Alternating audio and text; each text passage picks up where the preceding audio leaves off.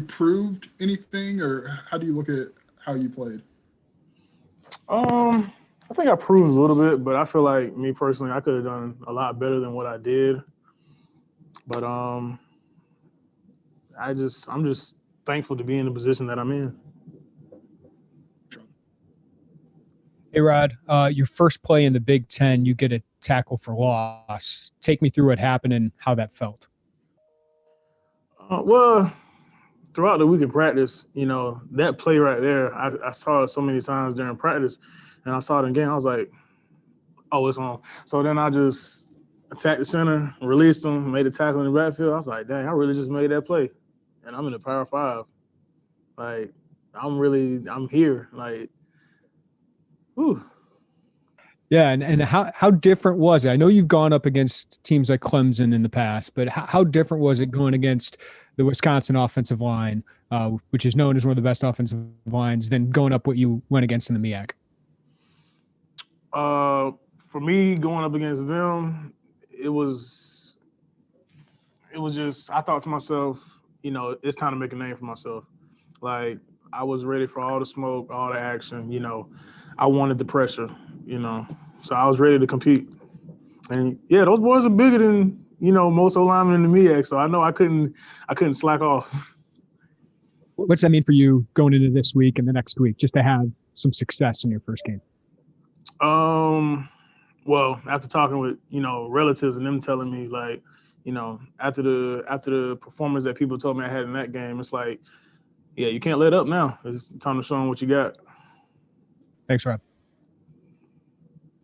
Hey, Red. Thanks for doing this. First question I have, is there anything that I guess really surprised you playing against Wisconsin? I know you said that some of those guys are bigger than something that you may have seen traditionally in the MEAC, but what's the biggest takeaway that you have from the Big Ten, I guess, after 1 week? Whew. Biggest takeaway. I don't know. I was just in the moment. I was just excited to play in my first game.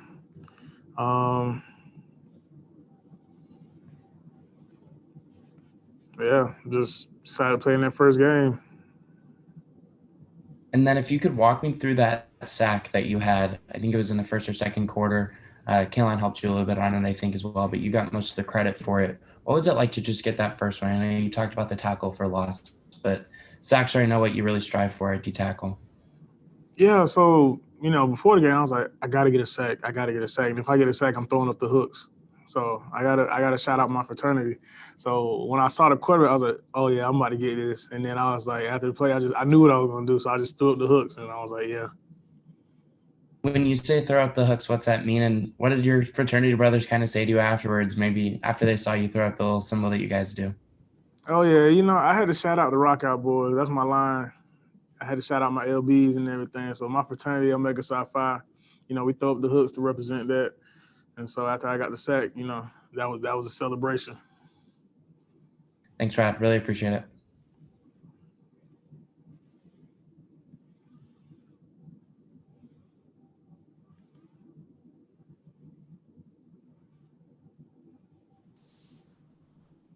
Kedrick, you're up. Hey, Rod, just real quick, can you kind of tell us a little bit? I mean, obviously, losing is not ideal. What was the mood of the locker room like after the game last Friday night?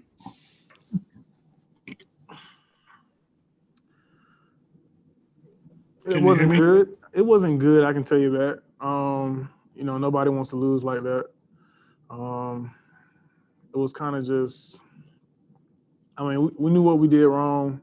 We know what we got to get better on. There was no need to get on each other about what had already happened. So.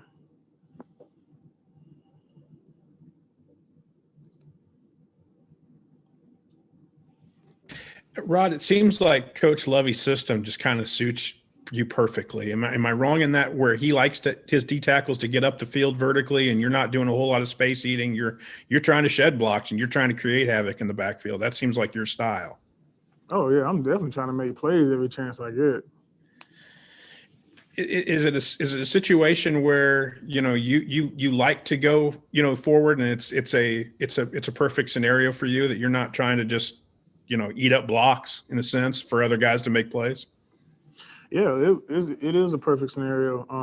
You know, when other teams recruit me, I saw they had 3-man fronts and everything, and you know, of course they tell you, oh, they do this in the NFL, but you know, I like the 4-man front better. That's what I had at State. I had success with that, so I just want to keep that going.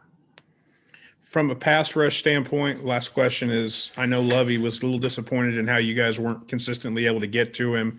Are there things that you guys have seen on film that you guys just need to do better, or is it an effort thing? Is it an execution thing? What do you know, what's your evaluation on how you guys can get into the backfield a little bit more on Saturday?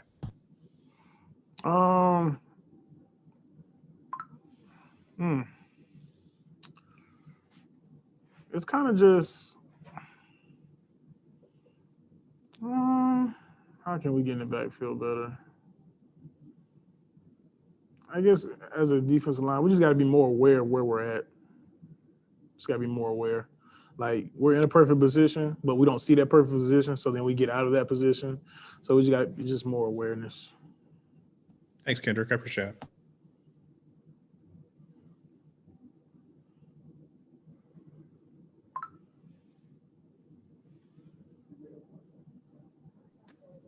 I guess I'll jump back in real quick here, Rod. You mentioned, your family talked to you after the game. What that mean to you to be on national television on a Friday night with your family spread out, wherever they would have been, I guess? What would that mean to you? It seems like quite the big jump from maybe a year ago. It means a lot to me because they had a watch party planned like 3 days ahead of time. So, my mom, she went on live and everything, and I saw their reactions and to the plays I made and all that, and it just, that's what I live for. I do it for them. So when I see them reacting to me, it just puts a good feeling inside. Where was the watch party at? Buffalo Brothers. So did you get a lot of, I'm guessing, maybe videos sent to you from them of the watch party and after you got off the field? Well, at the watch party, it was like my mom, dad, aunts, uncles, people who weren't really tech savvy, so they weren't really sending me videos all the time. But, I had my friends and stuff from my last school and here now and, from the past that, they sent me videos on Instagram, Snapchat, and all that. Thanks, Rob. Hey, Rod, Joe DeHaan at Purdue exponent. You touched on this a bit earlier, but where are you and where is the team confidence-wise in your ability to bounce back and just have a strong home opener this week? Yeah, so confidence-wise, I'm just ready to go against anybody, really. I just want to prove myself, and, having that first game against Wisconsin, it doesn't get any better than that, number one O-line in the nation. So when coming into that game, it was just go at it. Don't worry about messing up. Just go full speed. Whatever happens, happens. What's it like preparing for an offense like Purdue that has so many different running back options that can do different things and have different styles? You just gotta be aware of their tendencies at running back. Yeah. Thank you. If there's still time, I'm sorry, I had connectivity issues. You have time for any more questions, Rod? Oh, I'm all good. I got online classes, so. All right, appreciate it. I had a question just about South Carolina, and just it's a pretty football-rich state, a lot of tradition there. Who'd you look up to when you were coming up? What types of players you emulated, or coaches that meant a lot? And have you noticed anything different shifting out of South Carolina coming here to Illinois?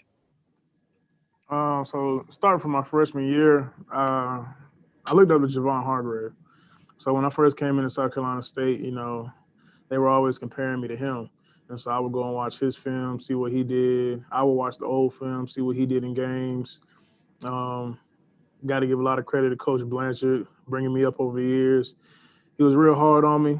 As a freshman, you're like, why are you so hard on me? But at the end of the day, I thank for everything he did. And, it brought me to the player that I am now. Got to give a lot of thanks to Coach Pugh, too. If it wasn't for him, probably wouldn't be here. So. Who did you root for growing up? Growing up, I was a Carolina Panthers fan.